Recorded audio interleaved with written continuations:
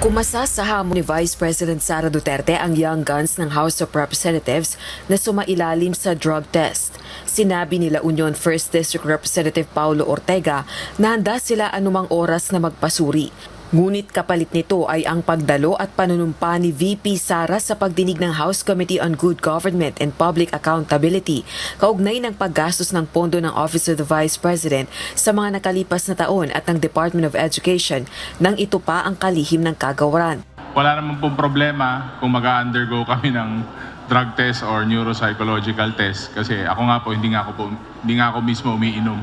So anytime po 'yan, pero ang challenge po is just to testify under oath, answer the questions specifically from the Committee on Good Government. Tumatangging humarap at manumpas sa pagdinig si VP Sara dahil anya, pamumulitika lamang ito at naghahanap ng dahilan upang mai-impeach siya. Maging si PBA Party List Representative Margarita Migs Nograles naman, handa ring ipaschedule ang kanyang drug test sa mga susunod na araw. Kabilang din ng kongresista sa tinaguriang Young Guns ng Kamara.